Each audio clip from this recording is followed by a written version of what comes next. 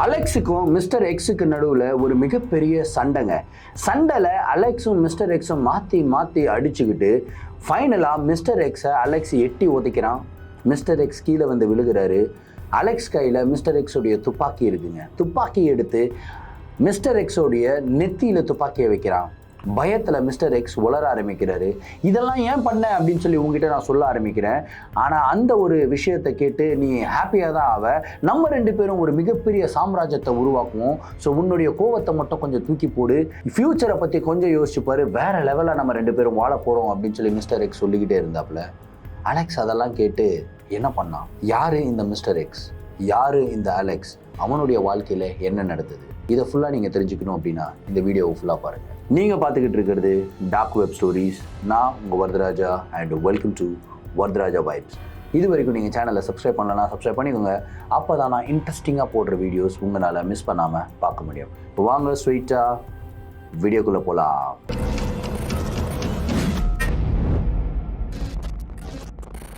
Alex ஒரு நார்மலான ஒரு பையங்க. அவனுடைய வாழ்க்கையில் ஒரு மிகப்பெரிய கனவுகள் இருக்குது. அந்த கனவுகளே ஒரு மிகப்பெரிய பணக்காரன் ஆகணும், அதுக்கப்புறம் அவனுக்கான ஒரு ஹாப்பி லைஃப், அவனுடைய கேர்ள் ஃப்ரெண்ட் ஸ்டெஃபி கூட 2 அழகான பெண் குழந்தைகள், அதுக்கப்புறம் அவனுடைய பெற்றோர்களை நல்லா பார்த்துக்கணும் அப்படின்ற ஒரு உச்சக்கட்ட ஆசையோடு தான் அவன் வாழ்க்கையை வாழ்ந்துக்கிட்டு இருந்தான். இப்போது அலெக்ஸ் வந்து ஒரு ரெண்டட் அப்பார்ட்மெண்ட்டில் வந்து அவனுடைய கேர்ள் ஃப்ரெண்ட் ஸ்டெஃபி கூட ஸ்டே பண்ணிக்கிட்டு இருந்தான். ஒரு பெரிய கம்பெனியில் வந்து ஒர்க் பண்ணிக்கிட்டு இருந்தான். கிட்டத்தட்ட ஒரு $3000 $4000 வரைக்கும் சம்பாதிப்பான். ஸோ அவனுடைய திங்கிங் எல்லாம் எப்படி இருந்தது அப்படின்னா, அடுத்து நான் எவ்வளோ சம்பாதிக்கணும், எப்படி சம்பாதிக்கணும், அதிகமாக சம்பாதிக்கணும், என்னுடைய கேர்ள் ஃப்ரெண்டை ரொம்ப சந்தோஷமாக வச்சுக்கணும் இப்படின்னெல்லாம் யோசிக்க ஆரம்பித்தான். அப்படி தான் அவனுடைய லைஃப்பையும் வாழ்ந்துக்கிட்டு இருந்தான். அவனுடைய கேர்ள் ஃப்ரெண்ட் ஸ்டெஃபியுமே ரொம்ப ரொம்ப சப்போர்ட்டிவாக இருந்தாங்க. எல்லாமே கரெக்டாக போய்கிட்டு இருந்தது. அலெக்ஸ் ஒரு நாள் அவனுடைய ஆஃபீஸ்க்கு கிளம்பி போகிறான். ஆஃபீஸில் ஒரு நெருங்கின நண்பர் வந்து பார்த்திங்கன்னா இறந்து போயிடுறாரு.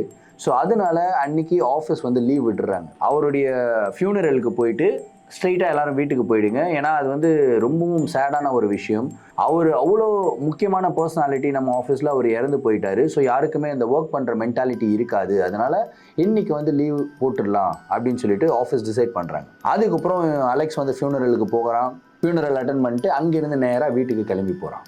வீட்டுக்கு போகும்போது அவனுக்கு தெரியும், இவ்வளோ சீக்கிரம் வீட்டுக்கு போய் என்ன பண்ண போகிறோம், எப்படியும் ஸ்டெஃபி வந்து ஒர்க்குக்கு போயிருப்பாங்க, நான் தனியாக வீட்டில் இருந்து ரொம்ப போர் அடிக்கும், அதுவும் என்னுடைய மென்டல் ஸ்டேட் வந்து கரெக்டாக இல்லை, இந்த மாதிரி ஒரு மென்டல் ஸ்டேட்டில் நான் வீட்டில் போய் தனியாக இருந்தேன்னா ஒரு மாதிரி பைத்தியம் பிடிக்கிற மாதிரி இருக்கும் அப்படின்னு சொல்லி நினச்சிக்கிட்டே தான் அவனுடைய வீட்டு வாசலில் அவனுடைய காரை வந்து நிறுத்துறாங்க. ஆனால் ஒரு விஷயத்தை டிஃப்ரெண்ட்டாக நோட்டீஸ் பண்ணுறான். வீட்டுக்குள்ளே யாரோ இருக்கிற மாதிரியே அவனுக்கு ஒரு ஃபீல். என்னடா இது, வீட்டுக்குள்ளே யாரோ இருக்கிற மாதிரியே இருக்கே அப்படின்னு சொல்லிட்டு காரை லாக் பண்ணிவிட்டு அவனுடைய வீடை நோக்கி நடந்து போக ஆரம்பிக்கிறான். டோர் வந்து பார்த்தீங்கன்னா லாக் பண்ணப்படலைங்க. இப்போ இவனுக்கு ஒரு சந்தேகம், என்ன டோர் லாக் பண்ணாமல் இருக்கே அப்படின்னு சொல்லிட்டு டோரை ஓப்பன் பண்ணுறான். ஓப்பன் பண்ண அலெக்ஸுக்கு ஒரு மிகப்பெரிய ஷாக். ஓப்பன் பண்ண உடனே ஃப்ளோரில் வந்து ஸ்டெஃபியோடைய உடைகள், அவங்களுடைய கோட், அவங்களுடைய ஷர்ட், அவங்களுடைய பேண்ட் எல்லாமே கொஞ்சம் கொஞ்சம் டிஸ்டன்ஸில் கழட்டி போடப்பட்டிருந்தது. அதுக்கப்புறம் அவங்களுடைய உள்ளாடைகள் வந்து போடப்பட்டிருந்தது. வெறும் ஸ்டெஃபியோடது மட்டும் கிடையாது, முன்னொரு பர்சன், ஒரு ஆண்மகனுடைய உடைகளும் அந்த மாதிரி போடப்பட்ட நிலையில் இருந்தது. அலெக்ஸுக்கு இங்கே என்ன நடக்க போகுது அப்படின்றது அவனுடைய மைண்ட் வந்து திரும்ப திரும்ப ஒரு பிக்சராக காட்டிக்கிட்டு இருந்தது. ஆனால் அவனுடைய மனசில் அவன் என்ன யோசிச்சான் அப்படின்னா, நான் என்ன நினைக்கிறேனோ தயவு செய்து அது மட்டும் இருக்கக்கூடாது அப்படின்னு சொல்லி பயந்துக்கிட்டே இவன் வந்து வீட்டுக்குள்ளே நடந்து போகிறான். நடந்து போக போக அவனுடைய பெட்ரூமில் இருந்து மார்னிங் சவுண்ட், ஒரு மாதிரி பயங்கரமான சவுண்ட் வந்து கேட்குது. 2 பேரும் இன்டிமேட்டாக இருக்கும்போது சவுண்டெல்லாம் வரும் இல்லையா, அந்த மாதிரி கேட்குது. தெரிஞ்சிருச்சு இவனுடைய மனசில் என்னமோ இருக்குது, நான் நினைக்கிறது தான் உள்ளே நடக்குது, வேணாம், கதவை திறக்காத அலெக்ஸ், வேணாம் அப்படின்னு சொல்லி அவனுடைய மனசு சொல்லுது. ஒருவேளை ஸ்டெஃபியா இல்லாமல் வேறு யாராவது இருந்திருந்தா, நம்மளுடைய வீடை தவறாக யூஸ் பண்ணியிருந்தாங்க அப்படின்னா அவங்கள வந்து போலீஸில் பிடிச்சி கொடுக்கணும் இல்லையா, அதுக்காகவாது நான் இந்த கதவை திறக்கணும் அப்படின்னு சொல்லி கதவை திறக்கிறாங்க. தெரிந்த அலெக்ஸோடைய உலகமே இருண்டு போகுது. ஏன்னா உள்ள அவனுடைய கேர்ள் ஃப்ரெண்ட் ஸ்டெஃபி அவனுடைய க்ளோஸ் ஃப்ரெண்ட் ஜேம்ஸ் கூடயே இன்டிமேட்டாக இருந்தாங்க. இவனை பார்த்த உடனே ஸ்டெஃபியும் ஜேம்ஸும் அலறி போய் நிற்கிறாங்க. ஜேம்ஸ் வந்து சமாளிக்க முயற்சி பண்ணுறான். இல்லை நீ என்ன நினைக்கிறியோ அந்த மாதிரிலாம் கிடையாது, இதுதான் ஃபர்ஸ்ட் டைம் அப்படி இப்படின்லாம் பேச ஆரம்பிக்கிறான். இடிஞ்சு போயிடுறான்.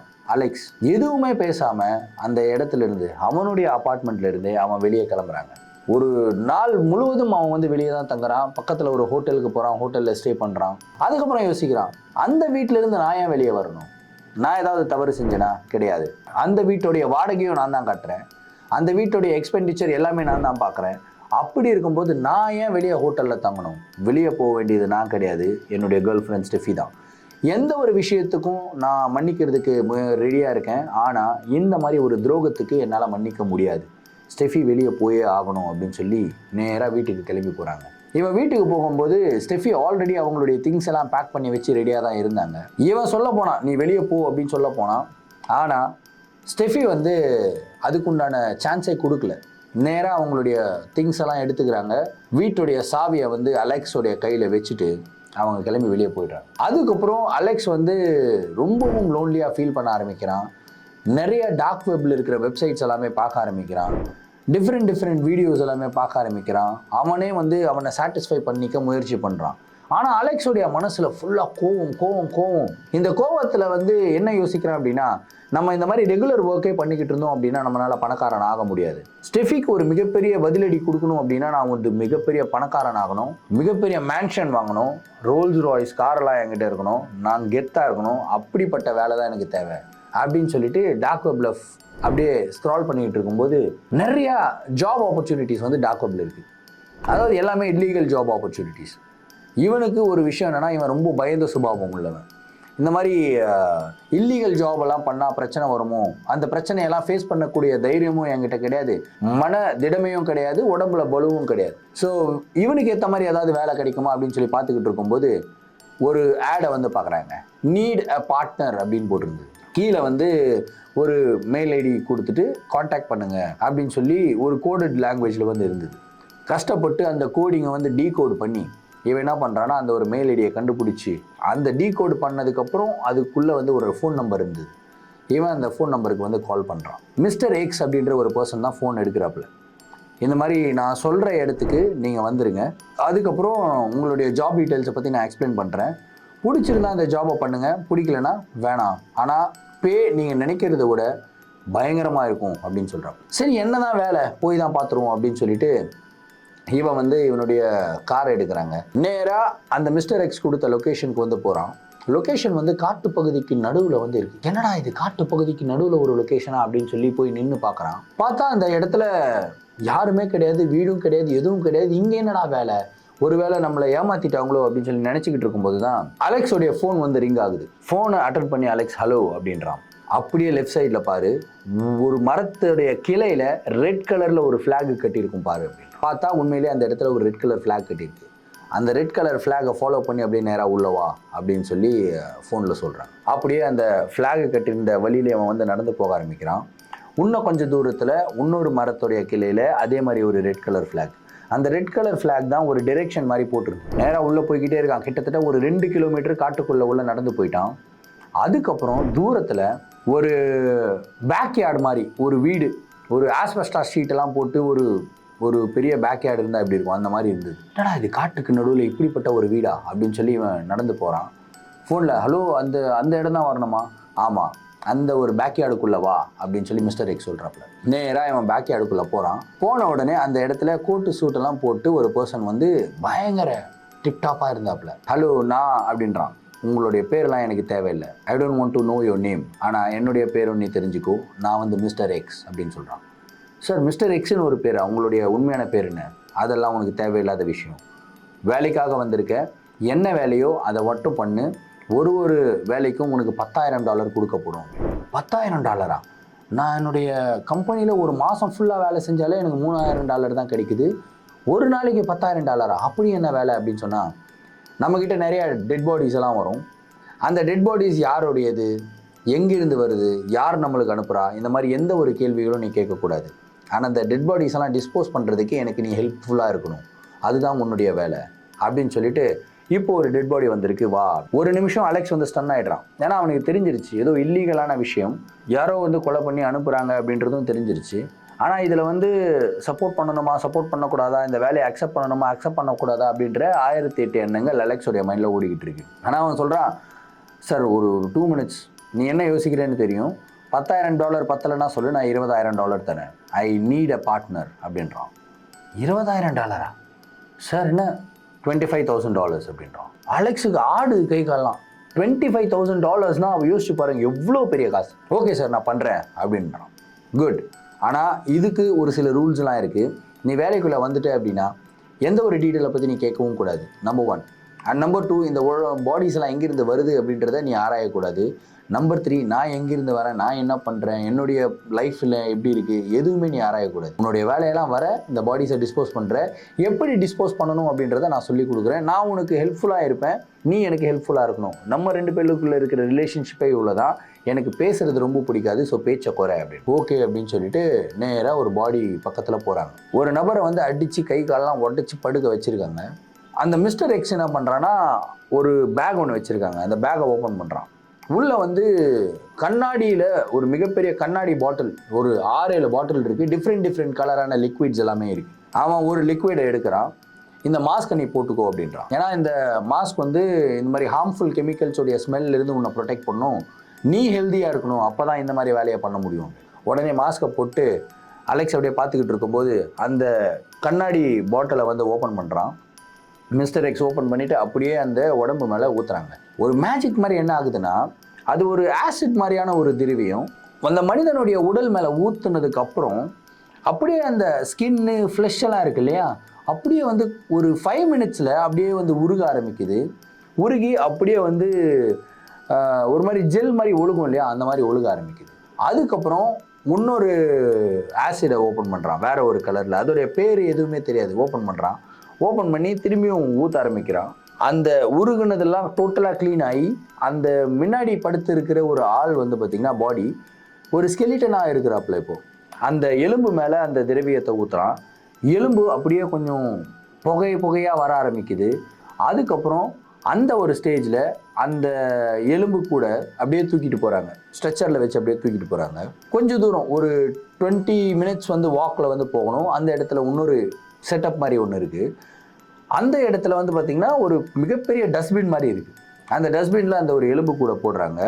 3ஆவதாக ஒரு பாட்டிலை எடுக்கிறான் அந்த ஆள். அப்போ அந்த பாட்டிலை ஓப்பன் பண்ணி அப்படியே அந்த டஸ்ட்பின் மேலே இருந்து அந்த ஒரு எலும்பு கூடு மேலே வந்து பார்த்திங்கன்னா அந்த ஒரு திரவியத்தை ஊற்றுறாங்க. Within fraction of a second வந்து அந்த எலும்பெல்லாம் அப்படியே வந்து நொறுங்கி அப்படியே காற்றா புகையாக அப்படியே போக ஆரம்பிச்சிருது. இன்ஃபேக்ட் அந்த இடத்துல ஒரு உயிரற்ற உடல் இருந்ததாகவும் அந்த இடத்துல ஒரு ஸ்கெலிட்டன் இருந்ததாகவும் எந்த ஒரு தடயமுமே இல்லாமல் காற்றோட காற்றா அப்படியே கரைஞ்சி போயிடுச்சுங்க. இவ்வளோதான். வேலை சிம்பிள் இல்லை, ரொம்ப ஈஸியான வேலை இல்லை. இன்றைக்கி நீ எதுவுமே பண்ணலை, பட் இருந்தாலும் இன்றைக்கி நான் $25,000 தரேன், இந்த வச்சுக்கோ அப்படின்னு சொல்லி $25,000 கொடுக்குறாப்புல. அலெக்ஸுக்கு ஒன்றுமே புரியல, என்னடா நடக்குது இங்கே. இவன் பாட்டுக்கு வந்தால் ஒரு உடலை தூக்கிட்டு போய் போட்டான், 3 லிக்விட் மாதிரி ஊற்றினா, ஆனால் 3 லிக்விடில் அந்த பர்சன் இருந்ததுக்குண்டான சுவடே இல்லாமல் போயிடுச்சு அப்படின்னு சொல்லிட்டு, சரி ஓகே சார் தேங்க்யூ, நான் எவ்வளோ நாள் ரெகுலராக வரணும் அப்படின்னு சொல்லி கேட்குறான். ரெகுலராக வரணுன்றதெல்லாம் கிடையாது, எப்பெல்லாம் வேலை இருக்கோ அப்போல்லாம் நான் உனக்கு ஒரு மெசேஜ் வந்து வரும், அந்த மெசேஜில் பார்த்ததுக்கப்புறம் நீங்கள் கிளம்பி வரணும். ஆனால் இந்த வேலையை பற்றி யாருக்கிட்டையும் நீ டிஸ்க்ளோஸ் பண்ணக்கூடாது. அப்படி நீ டிஸ்க்ளோஸ் பண்ண அப்படின்னா இந்த பாடி உன்னுடைய பாடியாக இருக்கும் அப்படின்னு சொல்லி மிரட்டுறான் மிஸ்டர் எக்ஸ். பயத்தில் இல்லை சார் நான் யாருக்கிட்டையும் சொல்ல மாட்டேன் அப்படின்னு சொல்லிட்டு இவன் போயிடுறான். ஆனால் அடுத்த நாள் திரும்பி ஒரு கால் வருது, இவன் போகிறான், ஒரு பாடியை டிஸ்க்ளோஸ் பண்ணுறான். அப்படியே கிட்டத்தட்ட ஒரு 3 மாதம் தொடர்ந்து பாடிஸ் வந்துக்கிட்டே இருக்கு. அவன் போகிறான், டிஸ்போஸ் பண்ணுறான், ஹெல்ப் பண்ணுறான், எல்லாமே பண்ணிக்கிட்டு இருக்கான். இந்த 3 மாதத்தில் மிஸ்டர் எக்ஸும் அலெக்ஸும் கொஞ்சம் லைட்டாக க்ளோஸ் ஆக ஆரம்பிக்கிறாங்க. அலெக்ஸ் வந்து, சார் என்னுடைய பேர், உன்னுடைய பேரெல்லாம் எனக்கு தேவையில்லப்பா, எனக்கு தேவை ஒரு ஒர்க் பார்ட்னர், நீ ஒரு ஒர்க் பார்ட்னர் யாரு சார். உங்களை பற்றி நான் அன்றைக்கி சொன்னது தான் இன்றைக்கும், நம்ம 2 பேரும் நல்லா பேசுகிறோம், ஒன்றா சாப்பிட்றோம், சந்தோஷமாக சிரிக்கிறோம். இட் டசன்ட் மீன் நம்ம 2 பேரும் ஃப்ரெண்ட்ஸ் அப்படின்றது கிடையாது. நம்ம ஒர்க் பார்ட்னர்ஸாகவே இருந்தால் நம்மளுடைய வாழ்க்கைக்கு நல்லது அப்படின்றப்பல மிஸ்டர் எக்ஸ் ஓகே சார் அப்படின்னு சொல்லிட்டு போயிடும். அதுக்கப்புறம் ஒரு வாரம் வந்து பார்த்திங்கன்னா மிஸ்டர் எக்ஸ் கிட்டேருந்து தகவலே வரல. இவனும் வெயிட் பண்ணிக்கிட்டே இருக்கான், என்னடா ஒரு வாரம் எதுவுமே தகவல் வரலையே அப்படின்னா.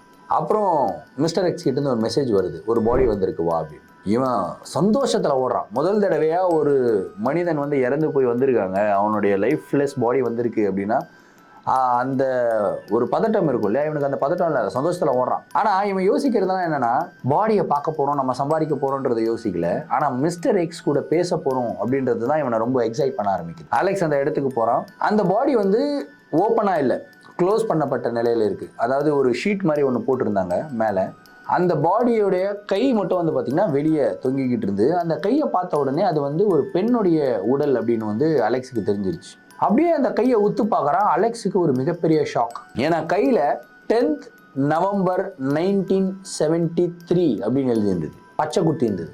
10th நவம்பர் 1973, இந்த பச்சையை நான் எங்கேயோ பார்த்துருக்கேன்னு யோசிச்சப்பறம் தான் தெரியுது அது அவனுடைய கேர்ள் ஃப்ரெண்ட் ஸ்டெஃபியோடைய கையில் இருக்கிற மாதிரியே எக்ஸாக்டான டேட்டூ. அப்படியே கையை தொட்டு பார்க்குறான்.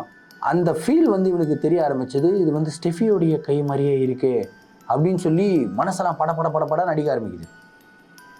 அப்படியே மிஸ்டர் எக்ஸை பார்க்குறான். வாட் அப்படின்னு கேட்குறான் மிஸ்டர் எக்ஸ். ஒன்றும் இல்லை, இந்த பாடியை மூடி வச்சுருக்கீங்க, முகத்தை பார்க்கலாமா? செத்து போன உடலோட முகத்தை பார்க்கறதுக்கு உனக்கு என்னடா அவ்வளோ ஆர்வம்? யார் செத்தா உனக்கு என்ன அப்படின்னு. இல்லை நான் ஜஸ்ட் பார்க்கணும். சரி பாரு, எனக்கு என்ன, நீ தான் எல்லாமே பண்ண போகிற, இன்றைக்கி நான் எதுவுமே பண்ண மாட்டேன், நான் அப்படியே உட்காந்து உன்னை வேடிக்கை பார்ப்பேன். அப்படியே முகத்தில் இருக்கிற அந்த ஒரு கிளாத்தை வந்து எடுத்ததுக்கப்புறம் அலெக்ஸ் ஷாக் ஆகுறாங்க. ஏன்னா இறந்து போய் படுத்து கிடந்தது வேற யாரும் கிடையாது, அவனுடைய கேர்ள் ஃப்ரெண்ட் ஸ்டெஃபி தான். ஸ்டெஃபி வந்து அவனை ஏமாத்தினாங்க, சீட் பண்ணாங்க, அவங்க 2 பேருக்கு நடுவில் சண்டை, 2 பேரும் பிரிஞ்சுட்டாங்க, இதெல்லாம் அப்பாற்பட்ட விஷயம். ஆனால் ஸ்டெஃபியை அவன் ரொம்பவும் லவ் பண்ண ஆரம்பிச்சான். ஆனால் இந்த மாதிரி ஒரு நிலைமை ஸ்டெஃபிக்கு வரும் அப்படின்னு சொல்லி கொஞ்சம் கூட அவன் நினைச்சும் கூட பார்க்கல. ஆனால் இப்போ இவனுடைய எமோஷன்ஸை மிஸ்டர் எக்ஸ் முன்னாடி காட்டவே முடியாது. ஏன்னா இவனுடைய எமோஷன்ஸை காட்டிட்டான் அப்படின்னா இவனுடைய உயிருக்குமே ஒரு மிகப்பெரிய ஆபத்து. ஏன்னா அதுவுமே ஒரு ரூலிங். ரொம்ப பதட்டத்தோட மிஸ்டர் எக்ஸோடைய அந்த ஒரு பேக்கை எடுக்கிறான், லிக்விடை ஓப்பன் பண்ணுறான். கொஞ்சம் கொஞ்சமாக லிக்விடை வந்து ஸ்டெஃபியோடைய உடல் மேலே ஊற்ற ஆரம்பிக்கிறான். கடைசியில் தான் ஸ்டெஃபியோடைய ஃபேஸ் மேலே அந்த ஒரு லிக்விடை ஊற்ற ஆரம்பிக்கிறான். அதுக்கப்புறம் என்னென்ன பண்ணணுமோ எல்லாமே பண்ணுறாங்க. $25,000 வந்து மிஸ்டர் எக்ஸ் உடனே கொடுக்குறாப்புல. அந்த $25,000 வாங்கும்போது உடஞ்சிடுறான் அலெக்ஸ். ஆனால் எந்த ஒரு இமோஷன்ஸுமே காட்டலை. வாங்கிட்டு தேங்க்யூ மிஸ்டர் எக்ஸ், நான் கிளம்புறேன். எங்கடா கிளம்புறேன்? ஒரு ட்ரீட் வச்சுருக்கேன், நான் உனக்காக வந்து குக் பண்ணியிருக்கேன், ஸ்டீக் எல்லாம் குக் பண்ணியிருக்கேன், சாப்பிட்லாம். இல்லை எனக்கு சாப்பிட்ற மாதிரி மூடு இல்லை, ஒரு மாதிரி வாமிட்டிங் சென்சேஷனாக இருக்குது, உடம்பு சரியில்லைன்னு நினைக்கிறேன், நான் போய் டாக்டரை பார்க்குறேன், எனக்கு ஒரு வாரம் லீவ் வேணும். என்ன வந்து நல்லா தான் இருந்தேன், ஆல்ரெடி 1 வாரம் லீவ்லேருந்து இப்போ தான் வந்து திரும்பி 1 வாரம் லீவ் வருமா? ப்ளீஸ் எனக்கு இந்த 1 வாரம் மட்டும் லீவ் கொடுங்க அப்படின்னு. ஓகே பிரச்சனை இல்லை, டேக் யுவர் ஓன் டைம், நீ எப்போ வருவியோ ஒரு மெசேஜ் மட்டும் தட்டிட்டு அதுக்கப்புறம் வேறு வேலை இருந்தால் நான் சொல்கிறேன். சரி அப்படின்னு சொல்லிட்டு இவன் கிளம்பி போயிடுறாங்க. வீட்டில் போய் உட்காந்து அழுகுறான். ஐயோ என்னுடைய கேர்ள் ஃப்ரெண்டுக்கு இப்படி ஆயிடுச்சு அப்படின்னு சொல்லிட்டு ஃபீல் பண்ணி அழுகுறான்.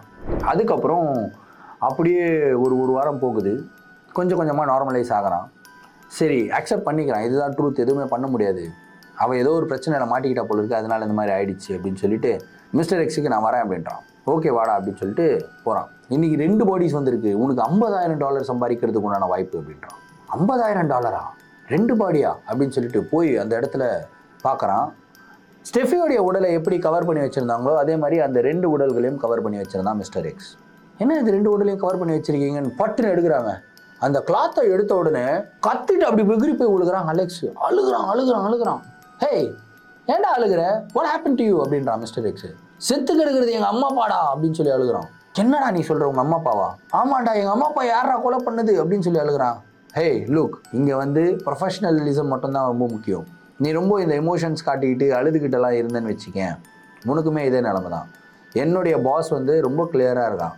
இந்த மாதிரி இந்த எமோஷனில் இருக்கிற பர்சன் வந்து யாருமே நம்ம கூட வேலை செய்யக்கூடாது. இன்ஃபேக்ட் நீ ஃபஸ்ட்டு ஒரு உடலை வந்து இது பண்ண ஞாபகம் இருக்கா? நீ ஃபஸ்ட் டே வரும்போது அந்த உடல் யாருதுன்னு நினைக்கிற? என்னுடைய பார்ட்னரோடைய இது தான். அவன் இதே மாதிரி எமோஷனாக இருந்ததுனால தான் அவன் அந்த மாதிரி ஒரு நிலைமையில இருந்தான். நீ அந்த மாதிரி ஒரு நிலைமைக்கு போகணுமா அப்படின்னு சொல்லி மிஸ்டர் எக்ஸ் மிரட்ட ஆரம்பிக்கிறான். பயத்தோட உச்சகட்டத்தில் அலெக்ஸ் வந்து நடுங்குறான். சோகம் அவனால் கண்ட்ரோல் பண்ண முடியல, அழுகுறான். பட் இருந்தாலும் இந்த ஒரு வேலையை பண்ணி தான் ஆகணும். வித் ஹெவி ஹார்ட் அவன் எல்லா ப்ராசஸும் ஃபாலோ பண்ணுறான். அந்த டஸ்ட்பின் மாதிரி இருக்கிற இடத்துக்கு அவங்க அம்மாவுடைய உடலையும் அவங்க அப்பாவுடைய உடலையும் தூக்கிட்டு போகிறான், கீழே போடுறான், திரும்பியும் ஒரு லிக்விட் ஊற்றுறான். அந்த எலும்பெல்லாம் அப்படியே நொறுங்கி புகை மூட்டமாக அப்படியே மேலே போகிறத வந்து பார்க்குறான். லிட்ரலாக அவனுடைய கண் முன்னாடியே அவங்க அம்மா அப்பா வாழ்ந்ததுக்குண்டான சுவடே இல்லாமல் அலெக்ஸை அழிக்கிறாங்க. இந்த ஒரு விஷயம் அவனை எவ்வளோ அளவுக்கு உருக்கி இருக்குன்றதை யோசிச்சு பாருங்க. இது முடிச்சதுக்கப்புறம் அந்த மிஸ்டர் எக்ஸ் சொல்கிறான், ஒரு மாதம் லீவ் எடுத்துக்கோ, 1 மாதம் கழிச்சு நான் உன்னை கூப்பிடுறேன். எனக்கு தெரியும் இது வந்து ஒரு பர்சனல் லாஸ், என்னதான் நம்ம இமோஷனலி கனெக்டடாக இல்லை அப்படின்னாலும் இந்த ஒரு விஷயம் வந்து எனக்கு புரியுது, ஸோ டேக் யுவர் டைம் அப்படின்னு சொல்லிட்டு விட்டுறான். அலெக்ஸ் திரும்பியும் வீட்டுக்கு வரான். அவனுடைய உலகமே இருண்டுடுச்சு. அவனுடைய வீட்டில் அவனால் இருக்க முடியல. அவனுடைய ஃப்ரெண்டு ஃப்ரான்சிஸ்க்கு ஃபோன் பண்ணுறான். ஃப்ரான்சிஸ் உடனே சொல்கிறான், நீ என்னுடைய வீட்டுக்கு வந்துரு, ஏன் இவ்வளோ லோவாக இருக்க அப்படின்னதுக்கப்புறம் ஃப்ரான்சிஸ் வீட்டுக்கு போகிறான். ஃப்ரான்சிஸ் வீட்டில் இருக்க ஆரம்பிக்கிறான் ஒரு மாதம். கொஞ்சம் கொஞ்சமாக நார்மலைஸ் ஆக ஆரம்பிக்குது. ஆனால் இந்த ஒரு மாதத்தில் இவனுக்கு கோபம் அதிகமாக இருக்குது. யார் இந்த மிஸ்டர் எக்ஸ்?